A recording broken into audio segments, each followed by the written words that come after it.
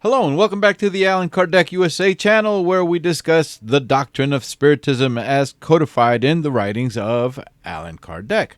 Before I talk about the story of the Fox sisters and how it all began, I want to jump ahead for a moment and discuss a matter that occurred much later in their lives. There are literally thousands of published reports referring to the Fox sisters as frauds. You may have seen many of them. All these reports continually refer to the year 1888, when Maggie Fox confessed to a journalist working for the New York World newspaper and to a packed audience at New York's Academy of Music Assembly Hall that she and her sisters are frauds, that they do not possess the ability to communicate with spirits, and that the rapping and knocking sounds coming from spirits were created by cracking the joints in their toes. And Maggie gave a demonstration of how that was done while on stage in the Academy of Music Auditorium building. But there are 5 major things that I want to point out that most of these negative reports won't tell you, and I will discuss all of them in detail again later in this presentation. But here are the 5 pointers that I want to tell you about. By the year 1888, Maggie Fox had become a severe alcoholic. She was destitute, extremely poor. She had lost everything and was living in poverty, and she was desperate for money. 2. A reporter with the New York World newspaper offered Maggie $1,500 if she was willing to claim that she and her sisters are frauds. Bear in mind now that $1,500 in the year 1888 is equivalent to approximately $48,000 today. $48,000. This offer was made to a woman who was suffering from alcoholism. She was very poor by that time, and she was desperate. It should be noted that even under the circumstances that Maggie was living in, she had at first refused the payment, and some time had passed before she finally gave in and agreed. Remember, these are things that most of the negative reports on the Fox sisters won't tell you about. A year later, in 1889, Maggie retracted her confession that they are frauds. She announced that the confession was a lie. Apparently, she wasn't worried that the New York World newspaper was going to ask for their money back. And she said that she had made up the elaborate confession, that it was coerced from her in exchange for money that she desperately needed. And because she wanted to get back at her older sister, Leah, for ruining her life. 4. By 1888, Maggie and her younger sister, Kate, who would also become an alcoholic, were extremely angry with their much older sister, Leah, who Maggie and Kate say used them for years to make herself rich. Leah was considered the manager of the presentations of mediumship throughout the United States and other parts of the world. Maggie and Kate had felt that they were used and were left with nothing, and they vowed to avenge the misery that Leah had caused them by getting back at her. And providing the world with a false confession appeared to be an excellent opportunity for doing just that. Back in the year 1850, when the Fox sisters first put on a public demonstration on stage as mediums contacting spirits that produced what witnesses referred to as loud, rapping, or knocking sounds, there were in total over 1,000 witnesses that had attended the event over a 3-day period, about 400 different people each day. And they had said that the rapping and knocking sounds occurred repeatedly and were loud enough to hear throughout the interior of the building. First of all, the sounds produced when cracking knuckles or toes is not that loud. Have you ever cracked the knuckles on your fingers? Someone else might hear it if the person is nearby, but not if the person is located at the rear of a massive auditorium, even if there was dead silence in the complex. And microphones did not exist in the year 1850 when those public demonstrations first took place. Also, these sounds occurred repeatedly.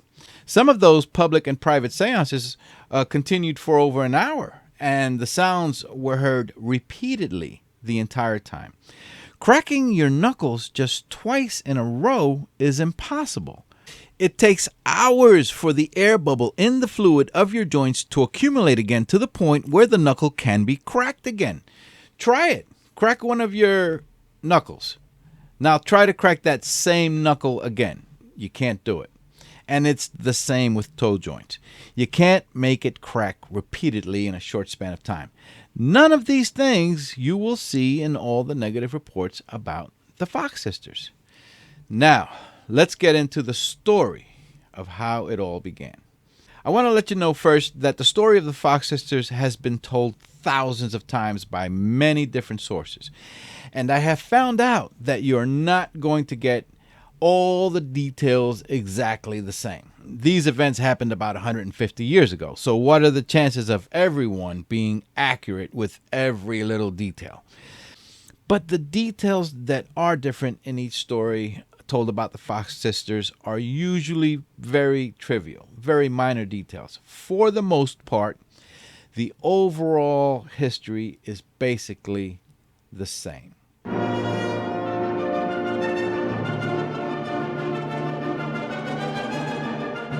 John David Fox was born in New York City in the year 1787.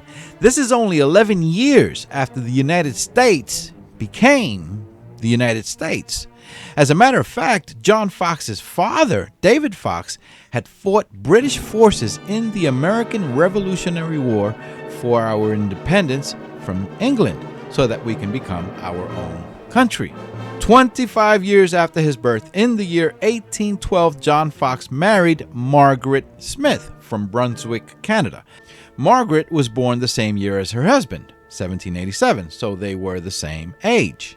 John and Margaret Fox settled in the Catskills in upstate New York, where John worked as a blacksmith. Their first child was born a year after their marriage, a daughter named Ann Leah, but she was always called Leah, born in 1813. Over the next 6 years, John and Margaret had 4 more children: Maria, or Mary in some reports, Elizabeth, and a boy named David, born in 1820. There was one other daughter named Emily that died while she was still an infant. Sometime shortly after the birth of their son David, Mr. John Fox was drinking heavily, and his alcoholism resulted in a separation of the marriage. Margaret Fox grabbed her 4 young children and moved back to Brunswick, Canada, where she was from and where she still had family. With Leah's father no longer around, Leah, in 1827, at just 14 years old, married a much older man named Bowman Fish, who moved her to Rochester, New York. He then got Leah pregnant, and they had a daughter that they named Lizzie. But Bowman Fish stayed with Leah and Lizzie for just a few more years, and then he abandoned them. About 12 years after having separated from his family, John Fox would stop drinking and sober up, visit the town of Brunswick in Canada, and his wife Margaret, now 35 years old, agreed to reconcile their marriage. About a year after that, in 1833, they had another daughter they named Margaretta, similar to the mother's name, but who will be known mostly as Maggie, born in Canada. And 4 years later, in 1837, they had yet another daughter in Canada named Catherine, who was known as Kate. By the time Kate was born, the only boy, David Fox, was now 17 years old and had gone to work on a farm in a town near Rochester in New York. The Foxes' older daughters, Elizabeth and Maria, had married and were also gone from the home. And Leah, the firstborn, now 24 years old, was still living in Rochester, struggling to support herself and her daughter, Lizzie Fish. Leah had mastered piano playing while growing up and was now tutoring piano lessons, but she earned very little from that and was basically living in poverty. Leah had sometimes sent her daughter Lizzie to stay with her mother to relieve her from the burden of supporting her. So little Maggie and Kate ended up growing up much of the time alongside their bit older niece, Lizzie Fish. All 3 girls were within just a few years of each other in age. Meanwhile, in the year 1842, in a town called Hydesville in New York, Not far from Rochester, or where young David Fox was doing farm work, there was a small cottage home located on a corner in the village. A man named John C. Bell, who was doing farm work nearby for the owner of that cottage, and his wife, Mrs. Bell, had rented that cottage home from Mr. Bell's boss. Beginning in 1843, the Bells had a maid that would come by each day named Lucretia Pulver. Lucretia was very young, possibly 15 or 16 years old, and she has the distinction of being the first person ever to report strange sounds and occurrences at the Hydesville cottage home, but that hasn't started happening yet. According to Lucretia's statement, sometime that year of 1843, she was at the cottage home one day when a traveling salesman, referred to as a peddler in those times, had stopped by the home offering to sell Mrs. Bell various home products. He was carrying a tin case containing supplies. Some reports say his merchandise consisted of sewing and knitting supplies such as yarn, cloth, thread, and needles. Other reports say he was selling kitchen utensils and knives. Maybe he had all these things. Mr. and Mrs. Bell purchased some things from the peddler and also agreed to allow him to remain as their guest in their cottage home for a brief period to get some rest while he goes door to door throughout the neighborhood or moves on to other locations. The maid, Lucretia, saw the peddler several more times over the following days, and one day she told him that she wanted to buy a small portion of cloth from him, but to please deliver it to her father on the following day. She didn't have any money, and her father had already said that he'd pay for it. The peddler agreed to deliver the item. Lucretia would later provide a statement that she returned to the cottage the following day and she was told that her services were no longer needed. Mr. and Mrs. Bell told her that she hadn't done anything wrong, but she was politely let go. She was sad about being released and had wondered why. She also wondered why the peddler never delivered the item that she had asked for to her father that day or any day after that. To Lucretia's surprise, several days later she received word that the Bells would like her to return to work at the cottage, something that made her very happy. She went there and saw that all of the peddler's supplies, things that he was selling, were still there, but he was nowhere around. His tin carrying case was also gone. Lucretia said that one day she began hearing strange banging noises that appeared to be coming from the cellar below. Lucretia made her way down the steps to the cellar, wanting to know what was causing the sounds. And in the dark, she tripped over a mound of dirt on the ground that wasn't there the last time that she had gone down there. She later asked Mrs. Bell why that new, fresh dirt was on the ground, and Mrs. Bell told her not to worry, that they had just covered up some rat holes by pouring dirt over them. Lucretia was never able to determine what caused the strange banging noises that she was hearing, but it spooked her badly. Sometime later that year of 1843, the Bells moved away from Hydesville. And soon after that, another married couple named Michael and Hannah Weekman moved in. The Weekmans had children and a maid by the name of Jane LePay. Over the years, the Weekmans had put up with strange noises in the house. Hannah Weekman stated that one night her daughter let out a scream in the middle of the night and then said that a cold hand had touched her face. The mother told her that it must have been a nightmare.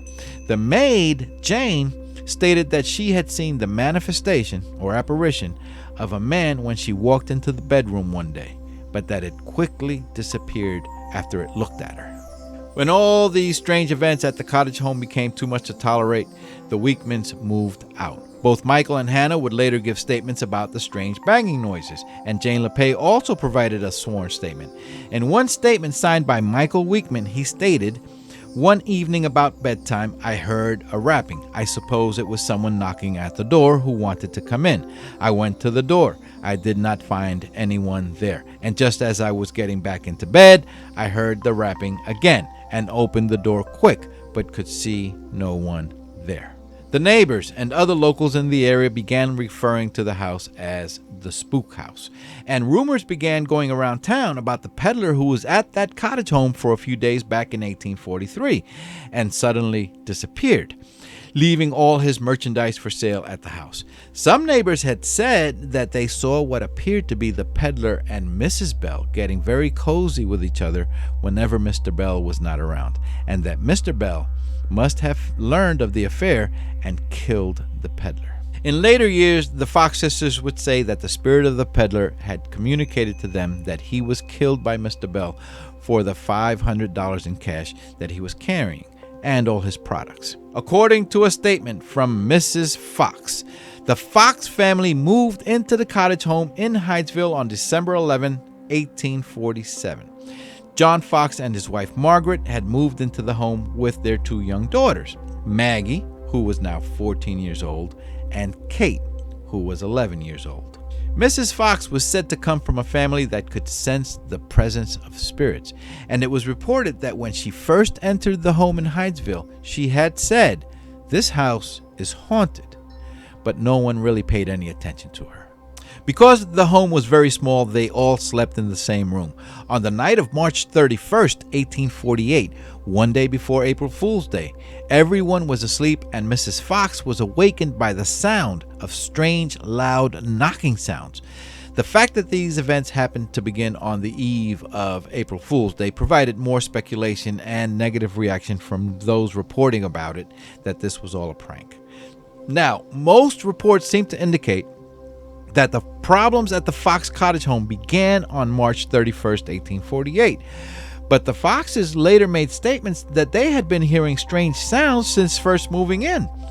Occasional thuds and cracks loud enough to awaken them during the night. The 2 girls, Maggie and Kate, had also told their parents that there were times that they felt someone touching their face while asleep, pulling hard on their sheet that covered them, or the sensation that someone sat beside them on the mattress. However, it was on March 31st that the banging noises got really bad, and when they took measures to actually investigate what might be causing it. And it was on that night when everyone discovered that the 2 little girls in the room were able to communicate with the banging sounds. On that night of March 31st, they had all gone to bed a little earlier than usual. But moments after everyone got under the sheets, noises began reverberating throughout the cottage. The sounds came from the floorboards, the ceilings, the walls, and the door frames. The knocking sounds were louder and more frantic than ever before. They all got out of bed to look around the house, and it seemed that wherever the 2 young girls went, the sounds followed.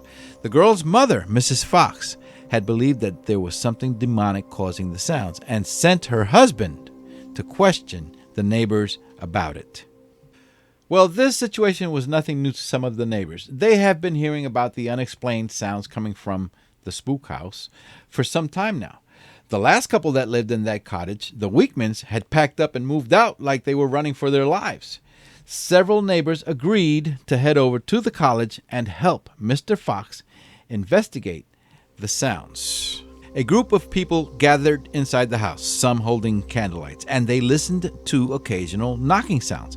A neighbor by the name of William Dwessler may have caused some curious faces to emerge amongst the gathered group when he suddenly looked out into the air of the room and began shouting out questions.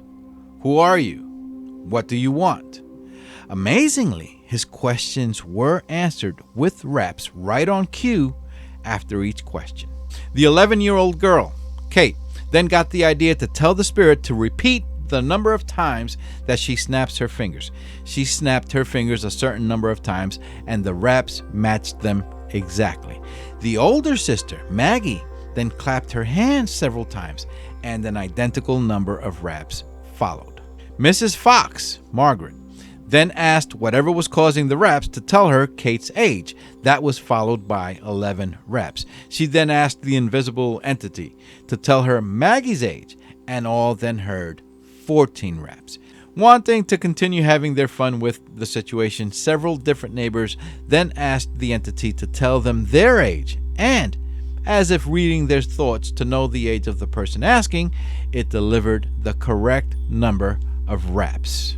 Over the following nights, word about the rapping ghost at the Fox home had spread throughout the county, and multitudes of people were arriving at the cottage home each night to experience the events for themselves. The fox's son, David, also came by, and it was he who suggested an alphabet code from the raps to get better answers from the spirit that the two little girls had by then amusingly nicknamed Mr. Splitfoot. There was also a set of raps to answer yes and no questions, 1 rap for no and 2 raps for yes. By using letters in the alphabet and raps, the entity provided information that he was a peddler and was killed in that home for $500 and his supplies. One neighbor, wanting to be clever, to test the entity, then shouted out several random names, knowing full well the name of the man suspected of killing the peddler. Was it Mr. Johnson? 1 rap. No. Mr. Doyle? 1 rap. Mr. Wheeler? 1 rap. Mr. Bell? 2 raps. Using the alphabet code from raps, someone then asked for the name of the peddler, and the raps spelled out the name Charles B. Rosna and gave his age as 31. When asked where his body was buried, he replied in raps for the alphabet C-E-L-L-A-R, in the cellar.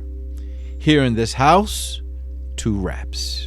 Several neighbors then recalled how the young maid, Lucretia, had spoken of the very suspicious mound of dirt in the cellar that she had tripped on in the days after the peddler had vanished.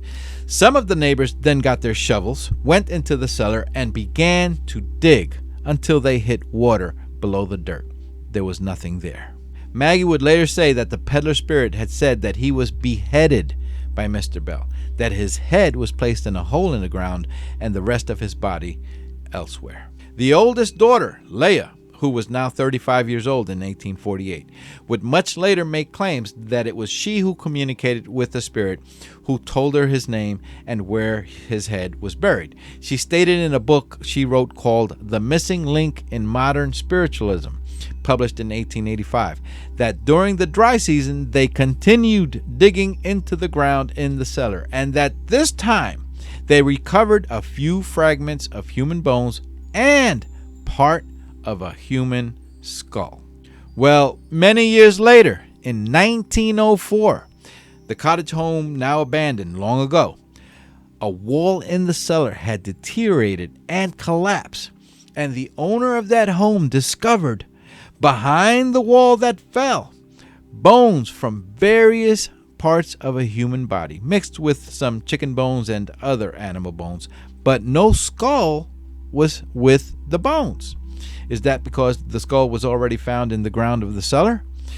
The discovery of the human bones behind the wall that collapsed was reported in the New York Tribune and the New York Times on November 24th, 1904.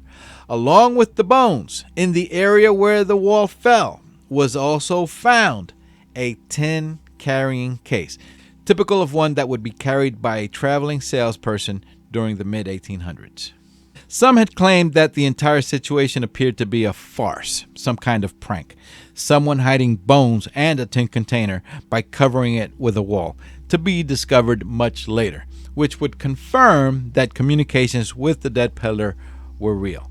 But there's no proof that a prank was created. It should be noted that various investigations had been conducted and nobody was ever able to confirm that a dead or missing Charles B. Rosna had ever existed. It is unknown, however, how much of the country was looked into, and gathering information from other regions throughout the United States during that time period might have been difficult without the help of newspaper organizations. Back to 1848. There were so many people arriving at the Fox's cottage home every day that it became difficult to control. And the Fox family, John, Margaret, Maggie, and Kate, all went to stay for a time at the home on a farm of the Fox's now 28-year-old son, David, who by this time was married to a woman named Elizabeth, and they had a daughter. Word continued to spread about the haunted house in Hydesville and all the attention it was getting from scores of people wanting the two little girls to help them communicate with the spirit of a dearly departed loved one. as it was believed that the girls were the driving force attracting the contact with spirits. And stories about this situation reached the local newspapers of Rochester, where the girl's older sister, Leah, was living. Leah learned of the events when the mother of one of her piano students showed Leah an article that appeared in the newspaper. Leah was struggling financially, almost living in poverty, but she was very smart and very cunning. And when she learned that hundreds of people wanted assistance from her two younger sisters back in Hydesville, one can only imagine 3 words running through her mind: not for free. Leah made her way to Hydesville to find out what was going on there with her family. It's not clear in any of the reports, but she may have been traveling with her daughter Lizzie Fish, who would have been about 19 years old by this time, about 5 years older than her Aunt Maggie, and about 8 years older than her little aunt Kate. Soon after arriving, Leah visited the old cottage home and later said that she had also communicated with the spirit of the peddler. At David Fox's farmhouse, as it turns out, spirits had apparently followed the 2 young Fox sisters there because they were now communicating with other spirits, possibly departed souls related to the townspeople that had asked the girls to help them. And while Leah was also at her brother David's house, she discovered something about herself that she hadn't known her entire life, that she too had the ability to communicate with other spirits. Leah had suggested to her parents that it may be a good idea to get the girls away from all the people and all the madness around them, and offered to take them back to Rochester. Mr. and Mrs. Fox were hesitant at first about letting the 2 little girls go there, but they eventually agreed. In the city of Rochester, there was a couple named Isaac and Amy Post who were Hicksite Quakers, and they led various movements such as women's rights and abolitionist movements, groups that were opposed to slavery in the United States. Isaac and Amy Post had contact with many important, prominent, and elite members of New York society. As Hicksite Quakers, they were open-minded to the suggestions of spiritual communications.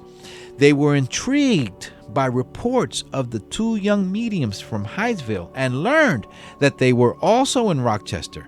Amy Post sent word to Leah Fox inviting them to her home. At the home of the anti-slavery activists Isaac and Amy Post, Leah, Maggie, and Kate all first demonstrated their communication with spirits for some neighbors and family. The Posts and all their guests were fully convinced that what they were seeing and hearing was real. Some had arrived there fully doubting communications with the spirit world and looked for ways that the girls might be causing the rapping sounds. They looked for tricks, but they were not able to find any. They stated that the sounds were coming from all around them, from the walls and floors, and by the time it was all over, they were believers that what an 11 and 14-year-old girl and their older sister were doing was in fact real. At one of the Fox sisters' seances, there was a very wealthy couple present, Mr. and Mrs. Lyman Granger, and their 14-year-old daughter Elizabeth, who would also later go on to become a medium. The Grangers had another older daughter named Harriet Granger, who had died mysteriously. The dead girl, Harriet, communicated through rapping sounds that her husband murdered her. She also spoke of resurrection. It seems from the report that the spirit of Harriet was saying that her parents shouldn't worry about her because she would return. As there were religious people present, they must have assumed that by resurrection, that the spirit was referring to their interpretation of resurrection from the Bible, which is how most Christians interpret that word. The deceased body rising up again after the end of days. So they didn't question it any further. It was only after Allan Kardec in France delved more deeply into his investigations of what the spirits were saying about resurrection that it meant returning to life in a new body, a cycle that is continuous on this planet, that the spirit will incarnate again, and thus the term reincarnation was born to take the place of old beliefs about resurrection. In Allan Kardec's The Spirit's book, in a chapter called Resurrection of the Flesh, Kardec asks the Spirit a question about the term resurrection, and the Spirit explains that the word can only have one logical interpretation, as science and God's laws of nature have totally disproven the more common belief that has been attributed to that word. In Allan Kardec's The Gospel According to Spiritism, we see a chapter on resurrection and reincarnation, where he points out how reincarnation was part of the Jewish dogmas under the name resurrection. And a few lines down from there, he wrote how the Jews of biblical times had designated by the word resurrection what Spiritism more correctly calls reincarnation. Isaac and Amy Post would go on to spread the word about the Fox sisters to other elite members of society and those from the various movements and organizations that they were a part of. Men such as Frederick Douglass and William Lloyd Garrison, who were part of the National Abolitionist movement. Two men who were journalists and traveled throughout the country to spread the word about the evils of slavery. They would now have something else to talk about after witnessing the Fox sisters.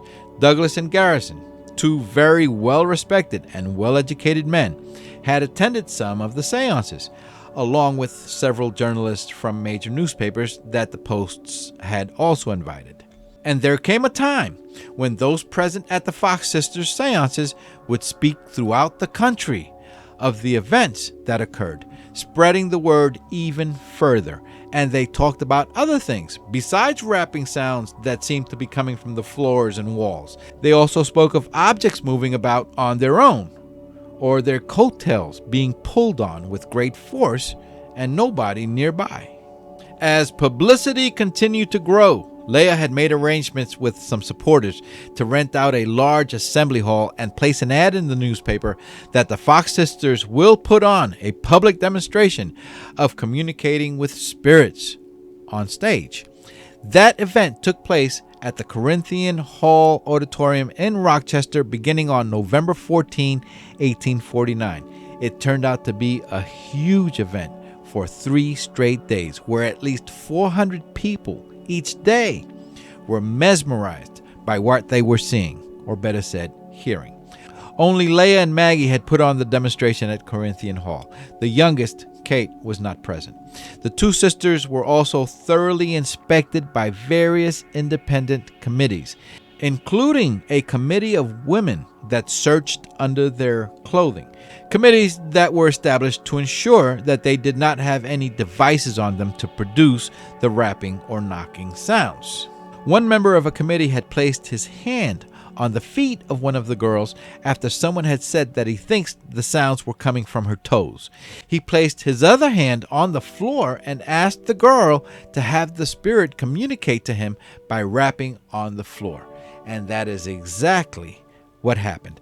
The committee member would state that he felt the rapping sound on his hand from the floor and that the girl's feet and toes never moved.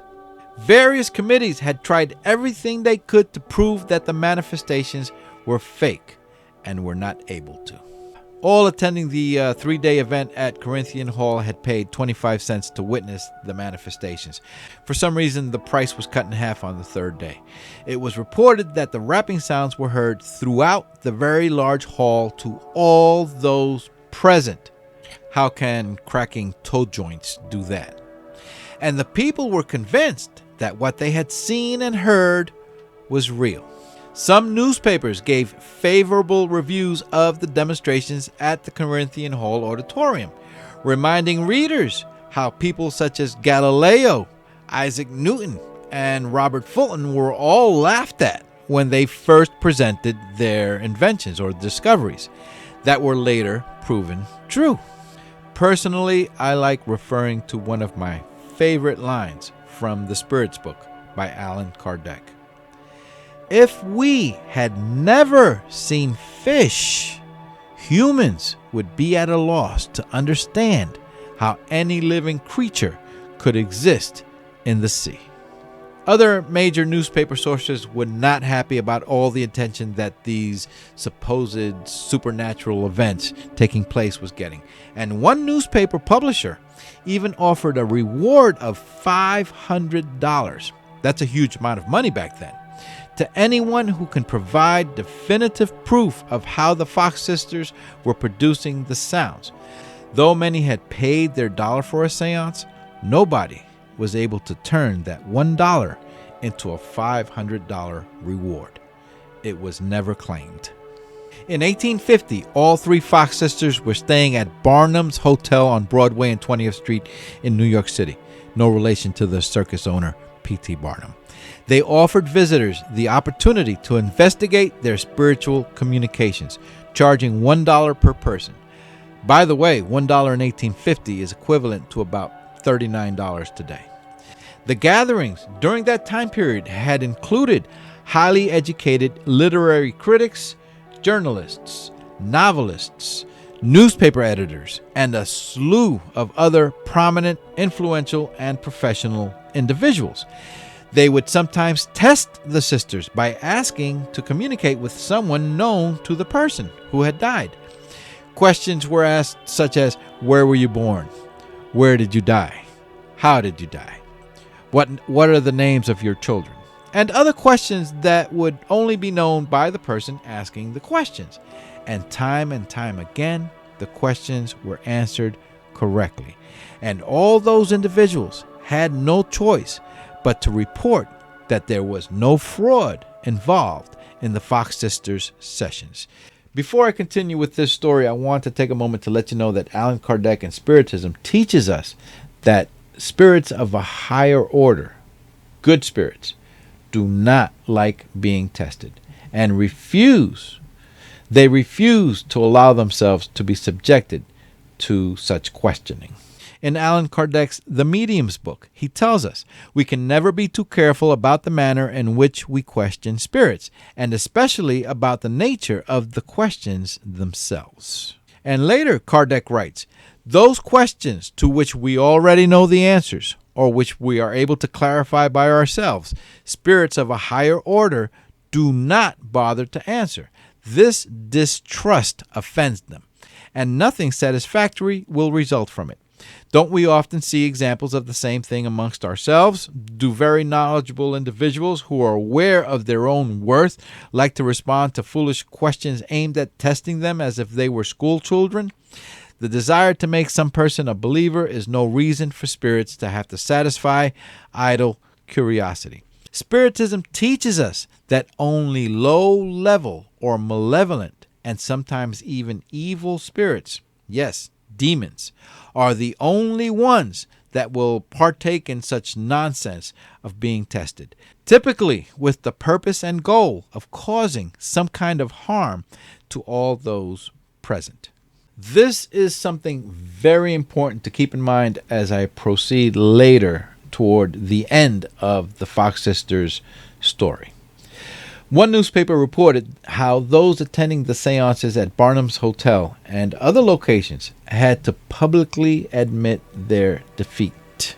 It would almost have been easier to admit a belief in spirits than to admit to being stumped by a pair of mere girls. Another newspaper described the scene when the committee reported on its lack of findings one night. They concluded that they were no wiser then than they were when they started the search of the ghost. Those attending the seances also determined something interesting. They learned that there were good as well as bad spirits, and that sometimes bad spirits lied and played tricks upon the living. As Eliab Wilkinson Caprone wrote in his 1855 book, Modern Spiritualism, Its Facts and Fanaticism, about the Fox sisters' seances taking place in a parlor at the Barnum Hotel, he wrote, continued investigation revealed the fact that the spirits were, like mortals, like humans, liable to great mistakes in philosophy, facts, and reasoning. This is something that we also learn from the Spiritist Doctrine and the works of Allan Kardec. In the Spirit's book, there are questions about the spirit hierarchy, where it begins with, The classification of spirits is based on their degree of development. Among spirits, as among human beings, there are some who are very ignorant, and we must always be on our guard against the tendency to believe that they know everything simply because they are spirits. The people during the times of the Fox sisters had also realized that there were intelligent, good spirits and bad or ignorant spirits from the responses that they were getting from the Fox sisters' contact with the spirit world. Some, as shown in reports from witnesses and news articles, that even appeared childish, while other responses from the mediums were far more intelligent than what a 13-year-old girl, in the case of Kate Fox about this time, could possibly provide from her own limited education. During that year of 1850, while demonstrating at the parlor in Barnum's Hotel, at the homes of highly esteemed and prestigious individuals, and other sites around New York City, the Fox sisters, 2 little girls and an older sister, had convinced everyone in attendance that they were in fact communicating with spirits. Maggie was still just 17 years old, and like I said, Kate was 13. Maggie and Kate began to resent their older sister, Leah, who the 2 young girls believed was using them as objects to profit from paying customers wanting to witness their contact with spirits. The 2 sisters were not thrilled about being used for a traveling road show that Leah was conducting and getting rich from. Many reporters had also commented on the appearance of the 2 young girls as strikingly pretty. A writer for the Herald, who expressed his belief that the whole thing was a fraud, wrote about Maggie Fox's appearance and behavior. She is a very pretty, arch-looking, black-eyed, and a rather modestly behaved young girl. As most of us have probably noticed throughout history and in show business and society in general, attractiveness and beauty has always been very much in demand, and the celebrity stardom that would soon happen with the Fox sisters was likely helped by the fact that they were also very attractive girls when they were young. If the Fox sisters had been unattractive or homely looking, they might not have gotten all the attention that they did. And their appearance possibly helped with their success in other ways, because there's also the general thinking, the perception, that people that are attractive are honest and believable, whereas unattractive people are perceived as dishonest. And as illogical as that may sound, this was especially the way that societies during that time period had generally thought. Newspapers continued reporting on the Fox sisters' presentations because their readers wanted to know more about them. And the whole Fox sisters situation just snowballed. They became the public craze, and word had spread throughout the entire country. One report states that by the middle of 1851, there were few Americans in the United States that had not heard of the Fox sisters or the spirit rappings in Rochester, New York. Some had believed in the Fox sisters and others did not. Regardless, the sisters were now famous, and soon after New York City, they were presenting their spiritual demonstrations in other cities around the country, and they later traveled to Europe as well.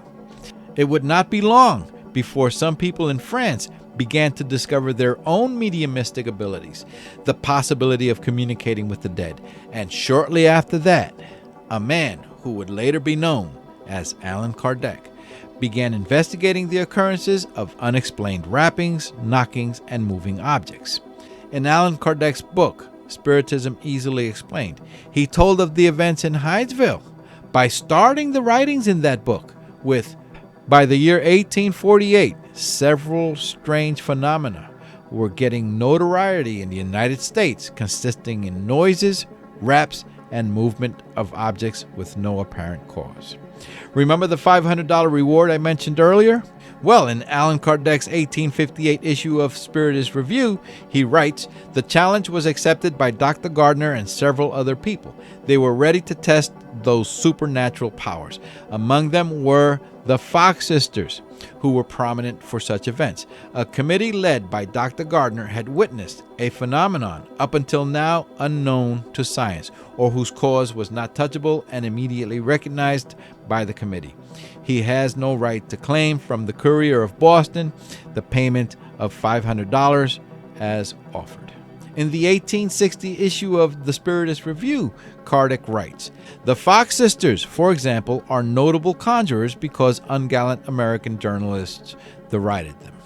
The Fox sisters were not the only mediums in America. There were many others all throughout the United States, but most of them, or almost all of them, did not engage in large public demonstrations. They were mostly confined to private settings, private seances, mostly in the medium's or someone else's home. Some charged a fee, asked for money, and others did not. As we would learn from the teachings of Allan Kardec and Spiritism, it is generally a rule of thumb that mediums charging for services can't be trusted. And the spirits that they communicate with, if there truly is contact, are going to be very low level or even malevolent, bad, and sometimes evil spirits taking pleasure in pretending to be someone they are not, such as a dear loved one that has passed away, and offering foolish advice. While mediums who do not seek a profit are more likely to engage in contact with legitimate loved ones and spirits of a much higher degree of the spirit world. Here we see in Allan Kardec's The Spirits book, charlatanism, fake mediums, is not likely where there is no profit to be made. On September 10, 1851, Leah married a man named Calvin Brown, who had been a close friend of the family and supporter of their spirit contacting movement. Calvin Brown had suffered from illnesses most of his life and was actually on his deathbed when Leah married him. He died a very short time later. When Leah was asked why she would marry someone who was about to die, she had said, "He merely desired to bequeath me his name," and she agreed to please the dying man. In 1852, Maggie Fox met someone that would change her life, and a year later, remove her completely from engaging in spiritualism. The Fox sisters had sometimes split up while touring around the country. Sometime during the fall season of 1852, Maggie, who would turn 19 years old in a couple of months, was with her mother, Mrs. Fox, conducting seances in the bridal suite parlor of Webb's Union Hotel on Arch Street in Philadelphia. A man named Dr. Elisha Kent Kane entered the room. He was curious and wanted to attend. Other guests were also arriving for the seance and being asked to take a seat. After Dr. Kane entered, he was greeted by Maggie's mother, Mrs. Fox, and he took a seat next to her. Dr. Kane saw a striking young woman seated alone by a window away from the group, reading from a book. It was Maggie Fox. She was studying her French lessons. Dr. Kane was having a conversation with Mrs. Fox, but he couldn't take his eyes off Maggie. He would later write in love letters to Maggie that it was love at first sight when he saw her that day, though he did not know if Maggie felt the same, he wrote. Dr. Kane at the time was 32 years old, 14 years older than Maggie. As it turns out, Dr. Elisha Kane was also a very famous man in the United States and throughout many parts of the world. He was a medical doctor and a world-famous explorer who had written books on his explorations, mostly about the Arctic region, areas around Greenland, or what many of us like to refer to as the North Pole. As many writers often did during that time, Dr. Kane gave lectures throughout the country. Of course, newspaper reporters were always present, and the public flocked to these lectures to listen to Dr. Kane speak of his adventures while exploring exotic, unfamiliar regions of the world and describing it all in detail. The media had made the Fox sisters a nationwide sensation, and it did the same for Elisha Kane. Dr. Kane would later say that he left the seance that day at Webb's Union Hotel in Philadelphia unconvinced, and he had attributed the entire event as a farce with obvious trickery taking place, was reported. However, he continued returning to the hotel every day to see Maggie during the time that she was there, and he invited her on carriage rides around town, chaperoned by the mother, Mrs. Fox. Dr. Kane told Maggie that she should give up her spirit contacting business and get herself a proper education. In various reports, it shows that he had referred to what she was doing as a disreputable career. Maggie could have very well informed Dr. Kane that she was earning about $50 a day for conducting seances, which is what Dr. Kane was making in a month as a doctor and from royalties for his books and lectures. But that may have angered him more. Dr. Kane, who was considered as someone of a proper, well-to-do man of society, who had come from a prominent family. His father was a court judge, a brother was a lawyer, and another brother a doctor like him. He may have worried that being in the company of a young woman rising from poverty and putting on performances despised by many non-believers would have ruined his reputation. But he was in love, and thus maintained a relationship with Maggie in secret, especially from his family, while communicating often with an exchange of love letters. By December of that year of 1852, Maggie, now 19 years old, Dr. Kane was secretly sending her expensive gifts and letters. Rumors had, however, circulated in newspapers about the relationship. By 1853, Leah and Kate Fox were living in New York City. Kate was now 16 years old. Leah had bought a 3-story house there. Mrs. Fox and Maggie arrived in New York City again that year, and they also moved into Leah's house. Very little to almost nothing is reported on the whereabouts or activities of Mr. John Fox around this time period. Leah learned of the relationship between Maggie and Dr. Kane since Kane was arriving in New York City often to visit her in between the lectures that he was doing around the rest of the country. Leah also learned that Dr. Kane was trying to pull Maggie away from participating in their spiritual seances, which means that Leah now had to get Dr. Kane out of the picture. Maggie began growing even angrier with her older sister for trying to destroy the relationship that she was developing with Dr. Kane. That year, Maggie agreed to Dr. Kane's terms, and she permanently stopped conducting or participating in any more public or private seances. According to a paragraph in Exploring Other Worlds, Margaret Fox, Elisha Kane, and the Antebellum Culture of Curiosity by David Chapin, Kane sought to insulate himself from criticism or scandal resulting from a romantic association with a notorious spirit rapper. He sought to make sure his mother, especially, knew nothing of his association with Maggie Fox. Maggie was eventually moved by Dr. Kane to a small rural town in Pennsylvania to be looked after by some friends while he was away on exploration missions to faraway regions of the world, mostly the Arctic regions, mapping sites and learning how Eskimos and polar bears lived, checking out glaciers and icebergs, maybe meeting Santa Claus, who knows. All the things that would become the subjects of books that he would later have published and the lectures that he would give to large audiences. People of those times were fascinated by these stories from Dr. Kane, who traveled with his team to places where, to this day, most people won't go. Stories that Americans love to listen to during Dr. Kane's lectures. Dr. Kane had left instructions for Maggie to establish herself in educational programs and possibly believing that a more traditional form of a well-established Christian religion would help in rescuing her from her spiritualism beliefs, that she should be converted as a Catholic. Even though Dr. Kane had attended a Presbyterian church all his life, he may have thought that the Catholic religion was one of the staunchest when it came to opposing the belief of communications with the dead. And he may have thought that it was probably the best course of action to remove those spirit demons from Maggie's imagination. Maggie would later acknowledge that while she was provided an allowance, some money for herself, that she was now totally financially dependent on Dr. Kane, who was providing for her living expenses.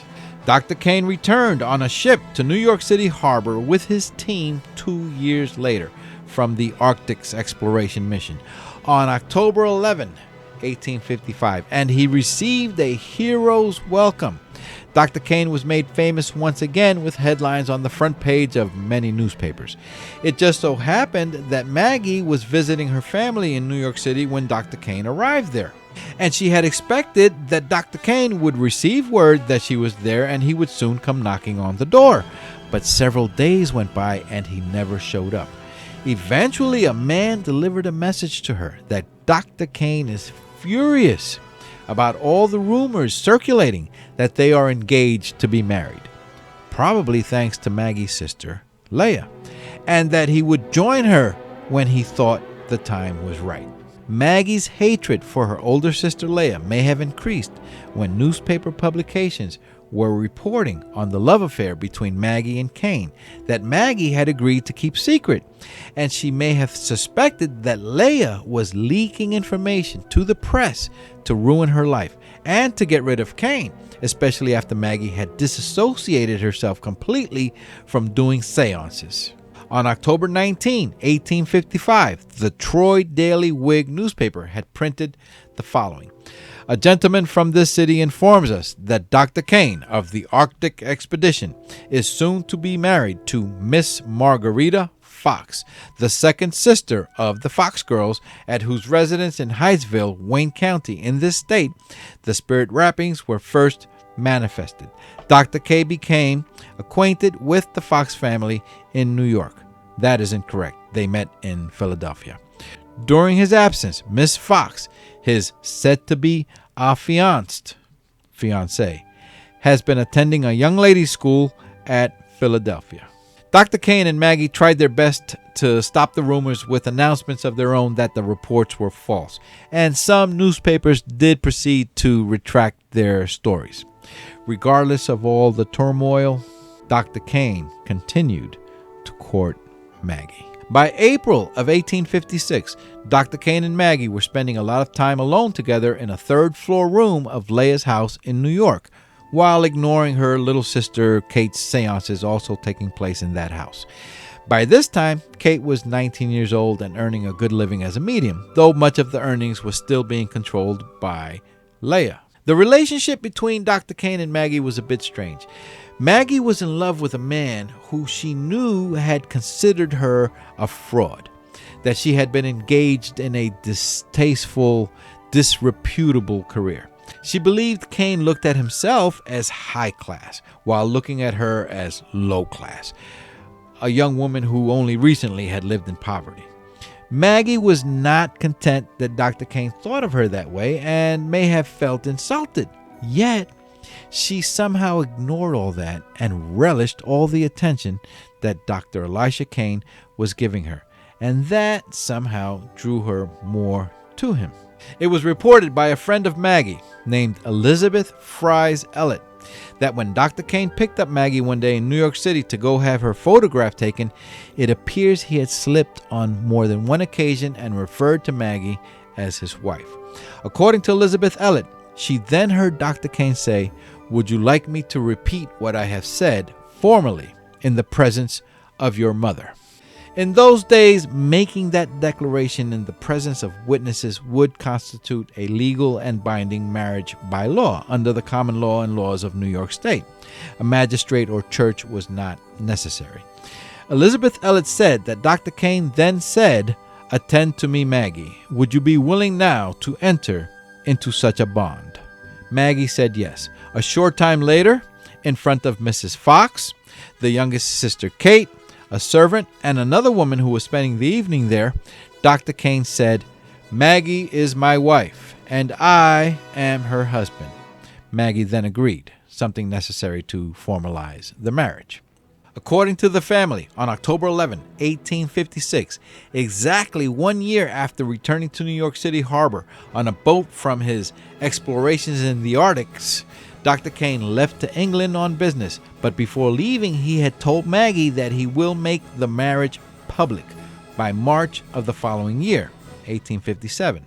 Unfortunately, Dr. Kane was no longer alive by March, and a problem for Maggie will be who will believe the witnesses of the marriage. Dr. Kane had contracted rheumatic fever when he was a child, affecting various organs of his body. That illness led to contracting endocarditis, permanently affecting his heart. Although Dr. Kane lived much of his life in poor health, he tolerated all the painful symptoms during extremely harsh conditions of his exploration missions. While in England, Dr. Kane's health began to decline fast. Doctors recommended that he immediately head to an area with a warmer climate. He then traveled on a ship to Cuba and was met there in Havana by his brother, who had arrived from Philadelphia to be with him. In the following days, his other brother and his mother also arrived. His health got worse, and he was confined to a bed, now paralyzed after suffering 2 strokes, and he died on February 16, 1857. After his body was returned to the United States in a coffin, it was said that the entire country mourned the passing of the proud and dauntless warrior of science, the hero of science and discovery. When Dr. Elisha Kane died in 1857 at age 37, Maggie was 23 years old and would go on to live another 36 years after Kane's death. If you think the country was sad about Dr. Kane's passing, Maggie was reportedly far more heartbroken, sad, and lonely for those remaining 36 years of her life because of it. She would soon turn to consuming large amounts of wine and other alcoholic beverages often, and she would become a severe alcoholic. Following Dr. Kane's death, Maggie had locked herself in a room that was kept dark day and night, and she remained in there for days at a time. Maggie was not able to obtain any part of Dr. Kane's estate or funds because there was no public knowledge or proof that they were married. Dr. Kane's family did not recognize her as his widow. According to one report, Kane's book, Arctic Explorations, was now bringing in thousands of dollars to Kane's estate after his death. In August, just 6 months after Kane died, one newspaper called the National Register reported that Kane's share of the profits of his book had reached $60,000. That would be considered quite a fortune during that time period. But Maggie would not be entitled to any of it without proof that they were married. So she now had nothing, and thus fell into a deeply traumatic and depressing situation. According to Elizabeth Elliot, who would later write the introduction and footnotes for a book called The Love Life of Dr. Kane, published in 1866, 9 years after Dr. Kane's death, she had discussed with Maggie the option of publishing all the love letters exchanged between her and Dr. Kane, but Maggie at first refused, saying that is something very personal. And as desperate as she was for money, she could not agree to that. Not yet, anyway. Elizabeth Fries Elliot was already an established writer that had published books since 1848, the year the rappings and knockings were reported by the Fox family at their Hydesville College home, as an advocate for women's rights. There were also articles published in newspapers and magazines that she had written. Maggie's desperation had soon turned to a sort of bribery or extortion campaign that she initiated. When she realized that she wasn't going to receive a share of Dr. Kane's estate, she had contacted Kane's brother, Robert Kane, and let him know that she had many extremely intimate love letters in her possession written to her by Dr. Kane, and she later showed him some of those letters. She then informed Robert that she needs money to survive, mildly implying that she will make the letters public if he doesn't give her money from Kane's estate. Robert Kane wanting to protect his brother's reputation even after death and the reputation of his family, agreed to send Maggie money regularly for a time, and that sustained her for a while. Maggie decided to keep the promise that she had made to her now deceased husband, and on August 15, 1858, in a ceremony attended to by her mother, her father, Mr. John Fox, her sister Kate, and a man named Horace Greeley, who was the editor of the New York Tribune newspaper, Maggie was baptized as a Roman Catholic at St. Peter's Church in New York City, a church built in 1836 and still standing to this day. In November of 1858, Leah married a very wealthy New York insurance executive named Daniel Underhill, and she no longer needed to support herself by using mediumistic abilities as a business. She retired completely from doing seances. She did, however, remain an advocate and voice for spiritualism as a religion, and Mr. Daniel Underhill supported her in that regard.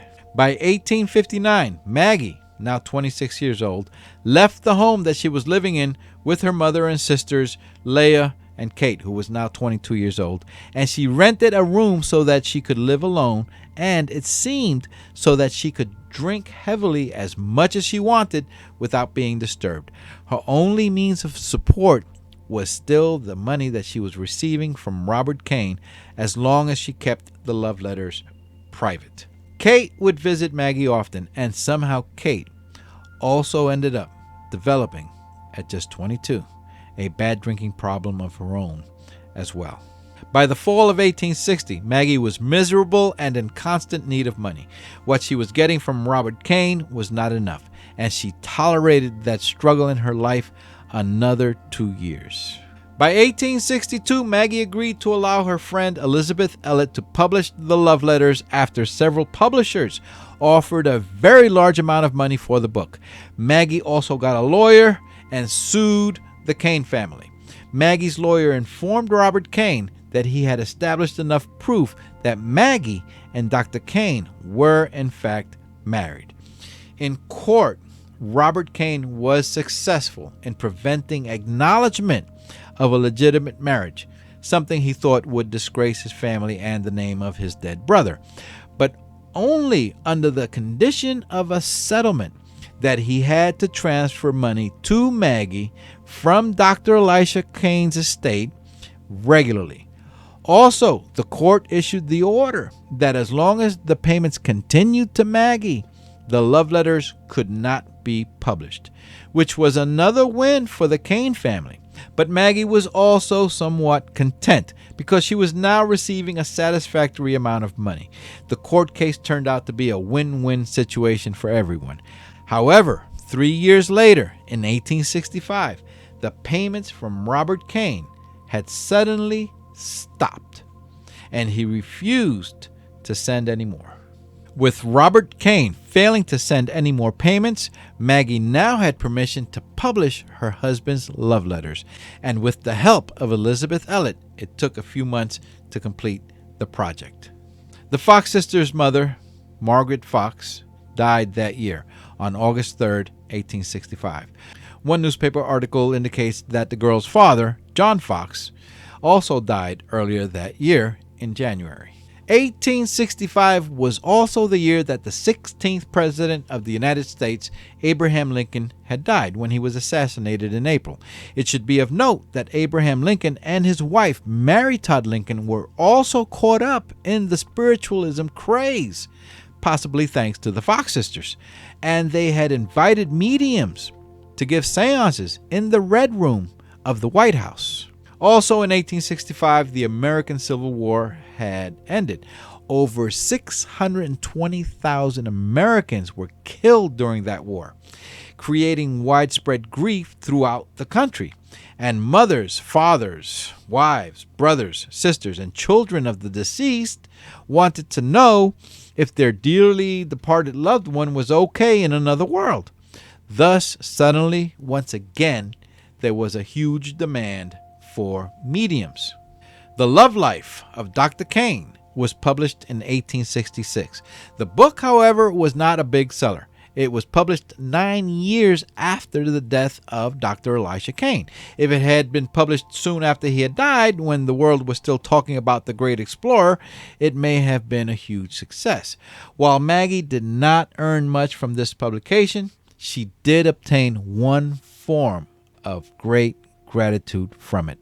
From that point on, for the rest of her life, she was known and referred to as Mrs. Kane, and the name would appear on her tombstone.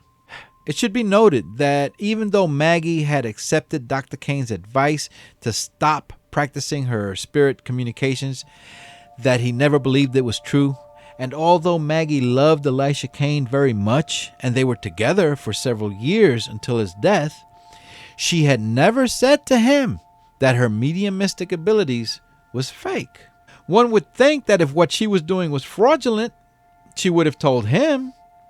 In all of Dr. Kane's writings, in all his letters, not once did he say anything about Maggie having confessed to him that contacting spirits and the rappings and knockings they produced were fake. He never said that. By 1867, mediums all around the country continued offering comfort to family members of the lost soldiers of the Civil War by communicating with those lost souls now in the spirit world and letting the families know that their dearly departed son or husband or brother or father was doing well in another place.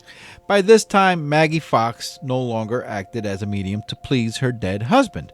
Leah had also stopped now that she had a millionaire husband. The youngest, Kate, however, took full advantage of the situation.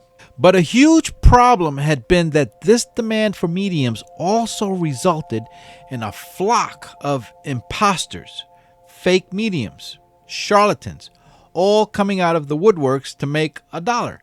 And that would result later, during the 1880s, the entire country fed up with these people victimizing innocent Americans grieving the loss of a loved one and taking advantage of that sadness in this country.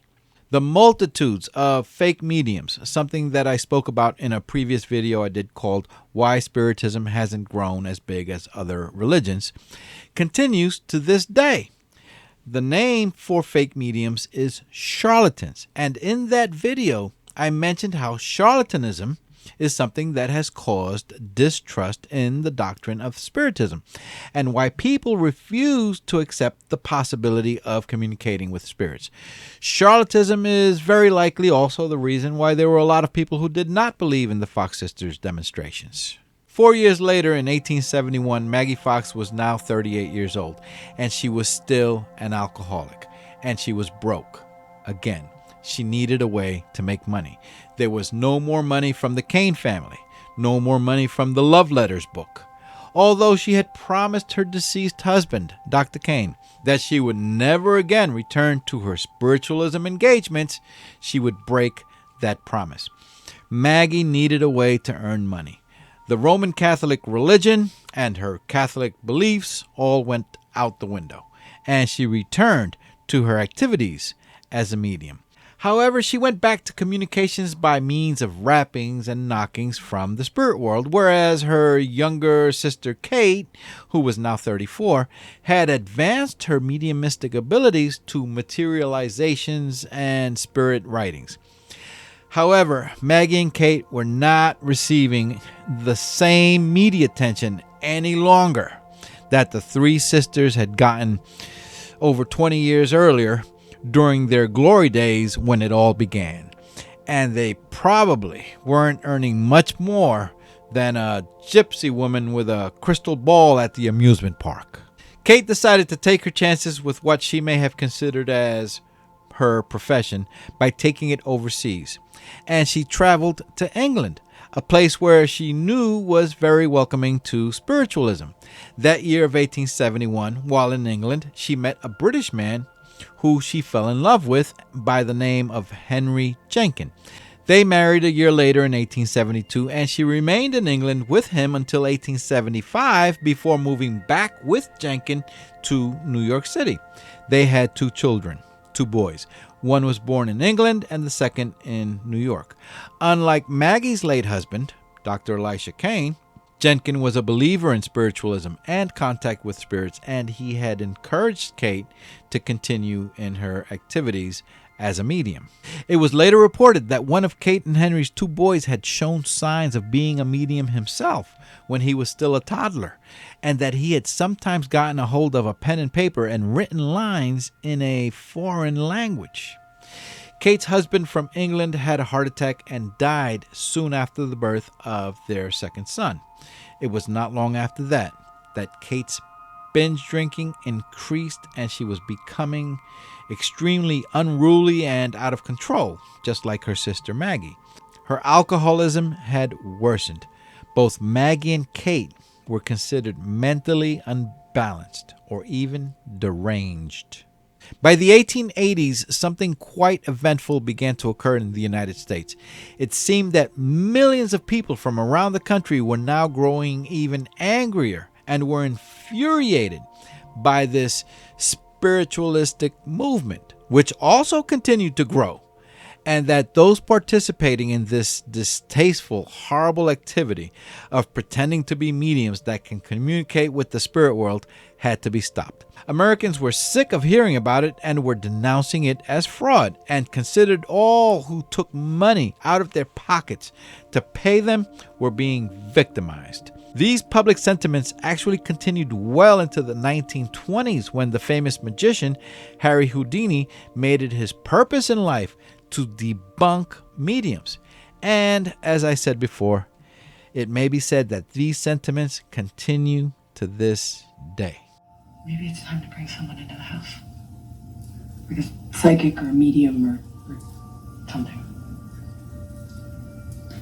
Those people are frauds. As I said earlier, the fake mediums, the charlatans, caused this problem. Therefore, the true mediums, the ones that don't charge money, unfortunately are all going to be grouped in that same category. It was now 1888, and the older sister, Leah, contacted an organization in New York City called the Society for the Prevention of Cruelty to Children to step in and remove the 2 boys from her youngest sister, Kate, declaring her an unfit mother who was always drunk, and Leah requested custody of the children. Leah wanting to take the children away from Kate not only angered Kate, it also infuriated Maggie. If you think Maggie and Kate were already angry enough with their older sister Leah, who got rich and left them dirt poor, they were now beside themselves. The hatred they had for Leah had reached its limit, and Maggie went on a mission to destroy spiritualism and mediumship as a way to ruin Leah's reputation. Maggie declared to a reporter of the New York Herald newspaper, "Spiritualism is a curse. No matter in what form spiritualism may be presented, it is, has been, and always will be a curse and a snare to all who meddle with it." As angry as Maggie was, though, notice, however, that she did not declare it fraudulent or fake. Still, reporters were convinced that Maggie was angry enough to declare all mediums and their own spiritual sessions of the past as totally fraudulent. Reporters must have been salivating at the thought of getting one of the famous Fox sisters to confirm this. And Maggie was soon approached by a reporter from the New York World newspaper with a $1,500 offer to declare herself and her sister's activities as fraudulent.